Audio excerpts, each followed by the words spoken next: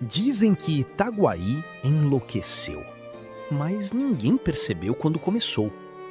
O Alienista, de Machado de Assis. Versão brasileira Audiolivros Ilustrados. O canal dedicado a quem tem dificuldades com a leitura, mas descobriu um novo caminho de se encantar com as histórias. Capítulo 6. A rebelião. Cerca de 30 pessoas ligaram-se ao barbeiro, redigiram e levaram uma representação à Câmara.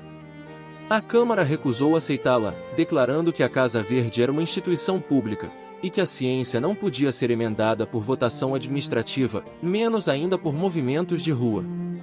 Voltai ao trabalho, concluiu o presidente, é o conselho que vos damos. A irritação dos agitadores foi enorme. O barbeiro declarou que iam dali levantar a bandeira da rebelião e destruir a Casa Verde, que Itaguaí não podia continuar a servir de cadáver aos estudos e experiências de um déspota. Que muitas pessoas estimáveis e algumas distintas, outras humildes mas dignas de apreço, jaziam nos cubículos da Casa Verde. Que o despotismo científico do alienista complicava-se do espírito de ganância, visto que os loucos ou supostos tais não eram tratados de graça, as famílias e em falta delas a Câmara pagavam ao alienista. É falso, interrompeu o presidente. Falso? Há cerca de 2 semanas recebemos um ofício do ilustre médico em que nos declara que, tratando de fazer experiências de alto valor psicológico, desiste do estipêndio votado pela Câmara, bem como nada receberá das famílias dos enfermos. A notícia deste ato tão nobre, tão puro, suspendeu um pouco a alma dos rebeldes. Seguramente o alienista podia estar em erro, mas nenhum interesse alheio à ciência o instigava. E para demonstrar o erro, era preciso alguma coisa mais do que arruaças e clamores. Isto disse o presidente, com aplauso de toda a Câmara. O barbeiro, depois de alguns instantes de concentração, declarou que estava investido de um mandato público, e não restituiria a paz a Itaguaí antes de ver por terra a Casa Verde. Essa Bastilha da razão humana, expressão que ouvira um poeta local e que ele repetiu com muita ênfase. Disse, e, a um sinal, todos saíram com ele. Imagine-se a situação dos vereadores, urgia obstar ao ajuntamento, à rebelião, à luta, ao sangue. Para acrescentar ao mal, um dos vereadores que apoiara o presidente, ouvindo agora a denominação dada pelo barbeiro à Casa Verde. Bastilha da razão humana, achou-a tão elegante que mudou de parecer. Disse que entendia de bom aviso decretar alguma medida que reduzisse a Casa Verde. E porque o presidente, indignado, manifestasse em termos enérgicos o seu pasmo, o vereador fez esta reflexão. Nada tenho que ver com a ciência, mas, se tantos homens em quem supomos são reclusos por dementes, quem nos afirma que o alienado não é o alienista? Sebastião Freitas, o vereador dissidente, tinha o dom da palavra e falou ainda por algum tempo, com prudência mas com firmeza. Os colegas estavam atônitos. O presidente pediu-lhe que, ao menos, desse o exemplo da ordem e do respeito à lei, não aventasse as suas ideias na rua para não dar corpo e alma à rebelião, que era por ora um turbilhão de átomos dispersos. Esta figura corrigiu um pouco o efeito da outra. Sebastião Freitas prometeu suspender qualquer ação, reservando-se o direito de pedir pelos meios legais a redução da Casa Verde. E repetia consigo namorado. Bastilha da razão humana. Entretanto a arruaça crescia. Já não eram 30 mas 300 pessoas que acompanhavam o barbeiro, cuja alcunha familiar deve ser mencionada, porque ela deu o nome à revolta, chamavam-lhe o Canjica, e o movimento ficou célebre com o nome de Revolta dos Canjicas.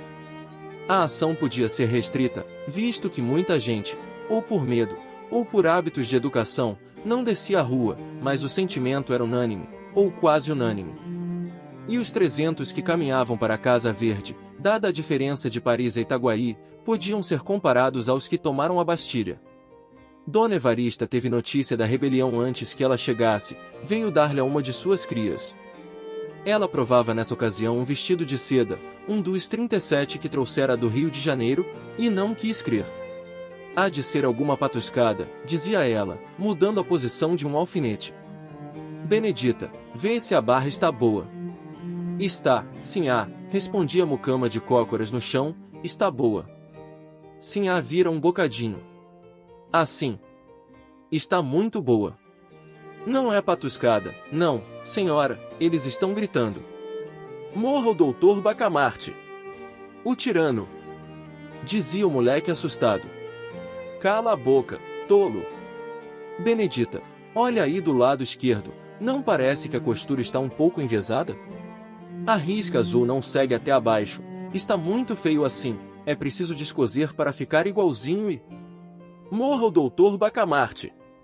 Morra o tirano! Uivaram fora 300 vozes. Era a rebelião que desembocava na Rua Nova. Dona Evarista ficou sem pinga de sangue. No primeiro instante não deu um passo, não fez um gesto, o terror petrificou-a. A mucama correu instintivamente para a porta do fundo. Quanto ao moleque, a quem Dona Evarista não dera crédito, teve um instante de triunfo súbito, imperceptível, entranhado, de satisfação moral, ao ver que a realidade vinha jurar por ele. Morra o alienista! Bradavam as vozes mais perto.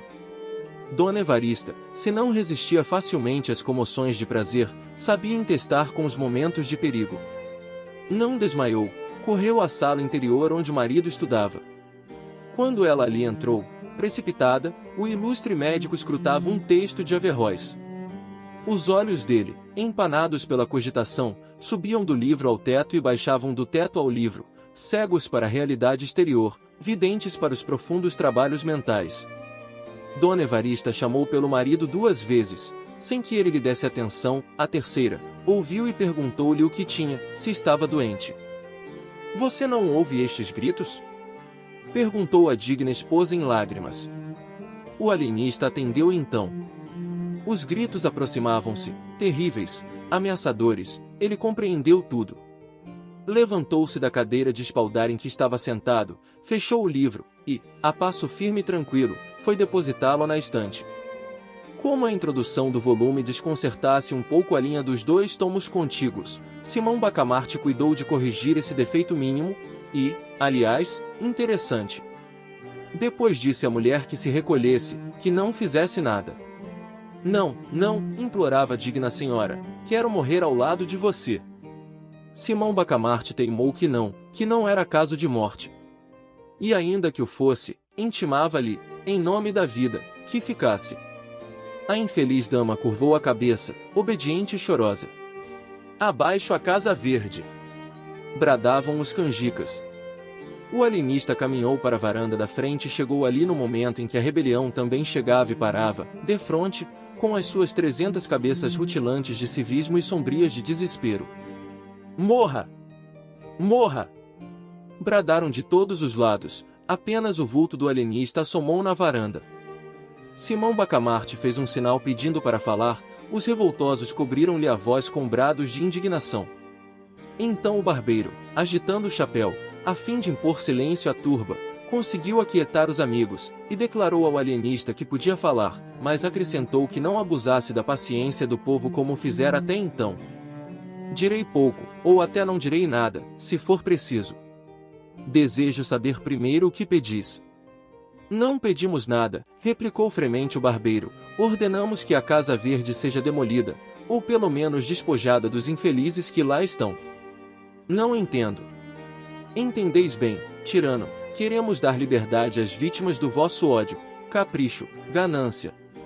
O alienista sorriu, mas o sorriso desse grande homem não era coisa visível aos olhos da multidão, era uma contração leve de 2 ou 3 músculos, nada mais. Sorriu e respondeu: Meus senhores, a ciência é coisa séria, e merece ser tratada com seriedade. Não dou razão dos meus atos de alienista a ninguém, salvo aos mestres e a Deus. Se quereis emendar a administração da Casa Verde, estou pronto a ouvir-vos, mas, se exigis que me negue a mim mesmo, não ganhareis nada. Poderia convidar alguns de vós em comissão dos outros a vir ver comigo os loucos reclusos, mas não o faço, porque seria dar-vos razão do meu sistema, o que não farei a leigos nem a rebeldes. Disse isto o alienista e a multidão ficou atônita. Era claro que não esperava tanta energia e menos ainda tamanha serenidade. Mas o assombro cresceu de ponto quando o alienista, cortejando a multidão com muita gravidade, deu-lhe as costas e retirou-se lentamente para dentro. O barbeiro tornou logo a si, agitando o chapéu, convidou os amigos à demolição da Casa Verde, Poucas vozes e frouxas lhe responderam. Foi nesse momento decisivo que o barbeiro sentiu despontar em si a ambição do governo. Pareceu-lhe então que, demolindo a Casa Verde e derrocando a influência do alienista, chegaria a apoderar-se da Câmara, dominar as demais autoridades e constituir-se senhor de Itaguaí. Desde alguns anos que ele forcejava por ver o seu nome incluído nos pelouros para o sorteio dos vereadores, mas era recusado por não ter uma posição compatível com tão grande cargo. A ocasião era agora ou nunca. Demais, fora tão longe na arruaça que a derrota seria a prisão, ou talvez a forca ou o degredo. Infelizmente a resposta do alienista diminuíra o furor dos sequazes. O barbeiro, logo que o percebeu, sentiu um impulso de indignação e quis bradar-lhes: canalhas! Covardes! Mas conteve-se e rompeu deste modo: meus amigos, lutemos até o fim. A salvação de Itaguaí está nas vossas mãos dignas e heróicas. Destruamos o cárcere de vossos filhos e pais, de vossas mães e irmãs, de vossos parentes e amigos, e de vós mesmos. Ou morrereis a pão e água, talvez a chicote, na masmorra daquele indigno. E a multidão agitou-se, murmurou, bradou, ameaçou, congregou-se toda em derredor do barbeiro. Era a revolta que tornava a Cida ligeira síncope e ameaçava arrasar a Casa Verde. Vamos! Bradou Porfírio, agitando o chapéu. Vamos! Repetiram todos. Deteve-os um incidente, era um corpo de dragões que, a marche-marche, entrava na Rua Nova.